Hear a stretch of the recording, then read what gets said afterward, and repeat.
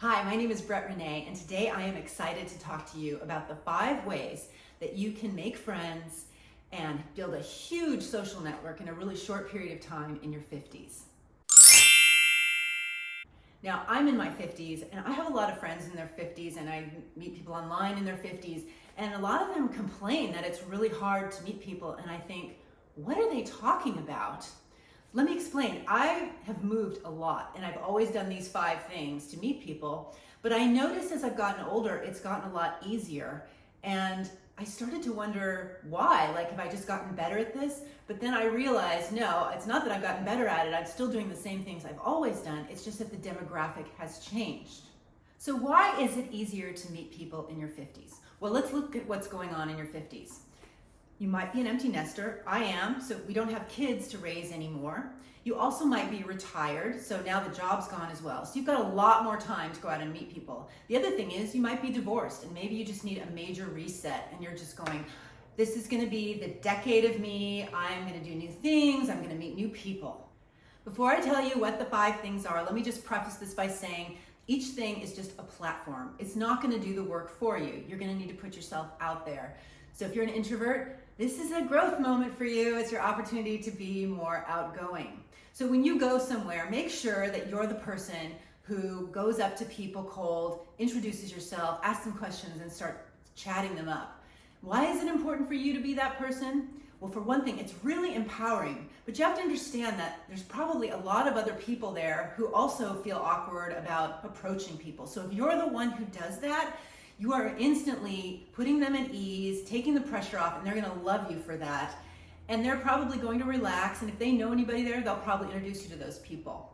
Now, the other thing is, when you're doing this, you need to look for the connectors. So what are connectors?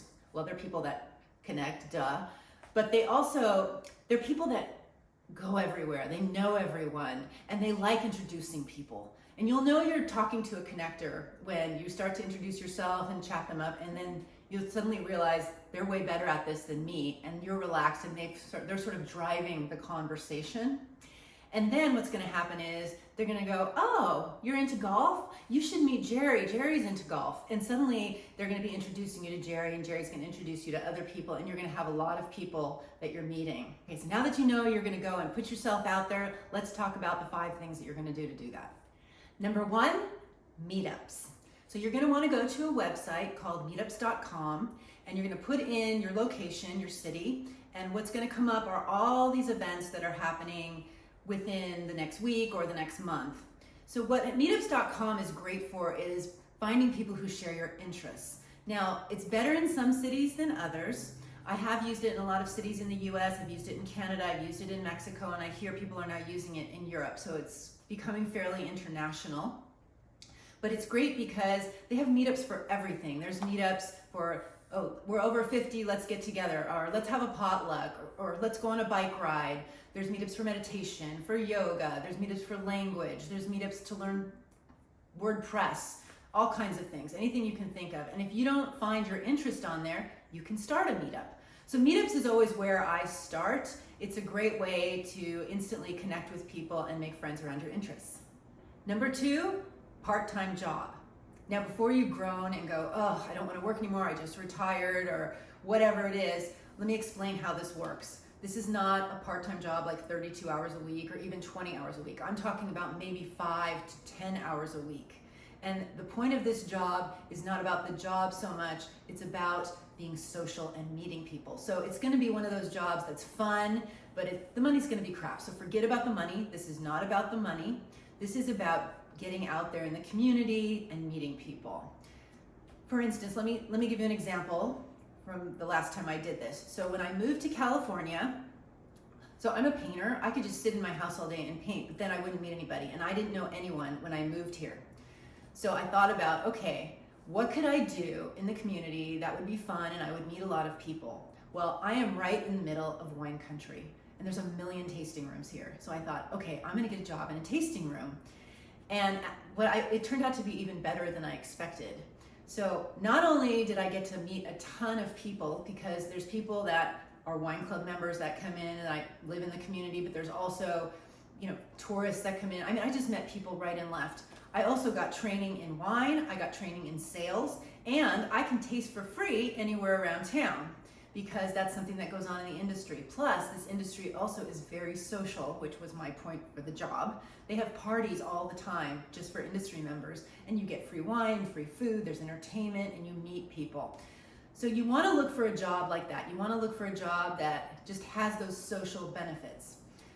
Now, you just might have to get creative, but I would say follow your interests.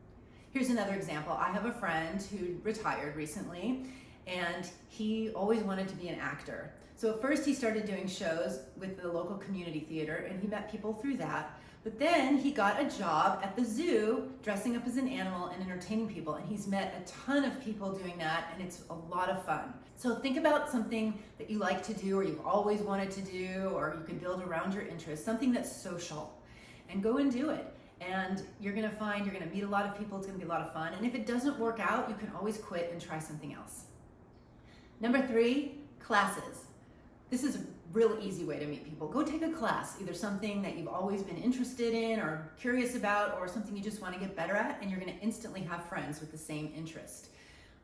One way to do this is through like a community college. A lot of them have extension courses that are geared towards older people. But another way is just to look for private classes either through the newspaper or on the internet. You could also go to a local business and see if they have classes. So for instance, maybe you want to learn how to play the guitar. So I would go to the local music store and ask them, do you have group classes to learn how to play the guitar? And then you're going to meet other people who are interested in music. Classes are a great way to meet people at any age, but especially over 50. Number 4, Facebook groups. So the great thing about Facebook is that it has been taken over by our demographic. So the younger people have gone over to Instagram and TikTok, but Facebook has really, the people that are active on Facebook generally tend to be in their 40s and 50s, which is great news because there are a ton of groups on Facebook. So if you haven't already done this, you want to do searches for things that you're interested in on Facebook. Now, not all of the groups are going to be active socially offline. Some of them are just going to have posts or not even be very active at all. There's just a lot of, you're going to have to comb through a little bit. But let me give you an example. So when I moved here, I really like hiking, and I didn't even know where the good trails were, and I wanted to meet people. So I did a search for hiking groups, and a ton of them came up. Now, a lot of them were not active or nothing really happened, but I did find one group that had over 1,000 members, and it was very active. Every week they went on different hikes all over the place, and it was geared toward women, so I met a lot of great women. It was a really wonderful thing to get involved with. You need to look for that. Facebook groups is a great way to meet people. Number 5, volunteer. Volunteering is a great way to meet people and also help other people out and do some good in the world. So if you're activist oriented, you could go volunteer, say, at a soup kitchen or an animal shelter, or maybe the yearly Earth Day festival. But you don't have to just do activist things. There are all kinds of ways to volunteer. You could volunteer at events. So for instance, if there are concert venues in your town, you could volunteer to be an usher. And then you get to see shows for free, and you're gonna meet other people who are helping out at the theater.